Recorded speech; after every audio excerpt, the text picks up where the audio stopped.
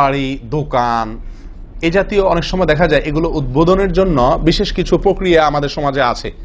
মিলাদ, দোয়ার অনুষ্ঠান, নাকি পার্টি, নতুন দোকান, নতুন বাড়ি, নতুন ঘর, এগুলো উদ্বোধনের জন্য কোরআন সুন্নাহ আমাদেরকে কি নির্দেশ করে? বিশেষ কোনো নির্দেশ আছে কি না? এর জবাব হলো যে আসলে নতুন ঘর, নতুন বাড়ি, নতুন স্থাপনা, নতুন অফিস, নতুন দোকান, এগুলো উদ্বোধনের জন্য কোরআন সুন্নাহ বিশেষ কোনো নির্দেশনা আমাদেরকে দেওয়া হয় নাই।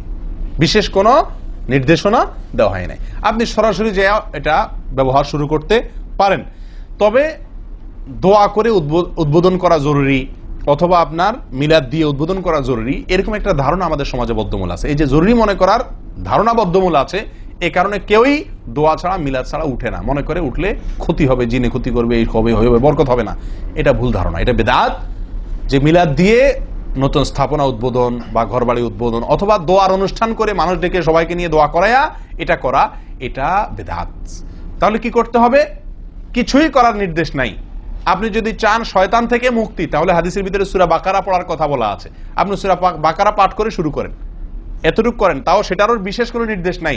তবে সূরা বাকারা পাঠ করলে কি হয়? সাধারণত ওখানে শয়তান দূর হয়ে যায়। থাকলে নতুন বিল্ডিং, নতুন স্থাপনা, শয়তান, ইবলিস, জিন শয়তান, দুষ্ট শয়তান এরা আছে কিনা, আপনার কোনো ক্ষতি করতে পারে কিনা, আপনি সূরা বাকারা পাঠ করে শুরু করে দেন, ব্যাস। এতটুকু আপনি করতে পারেন, সেটাও বিশেষ কোনো নির্দেশ না। যদি আপনার শয়তানের আক্রমণ থেকে আপনি রক্ষা পেতে চান, তাহলে এটা আপনি করতে পারেন। কথাকে বুঝতে পারছি? এর বাইরে নতুন কোনো নির্দেশনা নাই, আপনি সরাসরি উদ্বোধন শুরু করতে পারেন। তবে নতুন ঘর, নতুন বাড়ির উদ্বোধন উপলক্ষে আপনি বন্ধু বান্ধব দাওয়াত দিয়ে আসার প্রতিবেশী লোকদেরকে যদি আপনি খাওয়ান, এটাতে নিষেধ নাই, নির্দেশ নাই। নিষেধ নাই, নির্দেশ নাই। আপনি খুশি হয়ে খাওয়াচ্ছেন আনন্দের অংশ হিসাবে, তাহলে সেটা খাওয়াতে পারেন, এটা অনুমতি আছে। আল্লাহু আ'লাম বিস-সাওয়াব।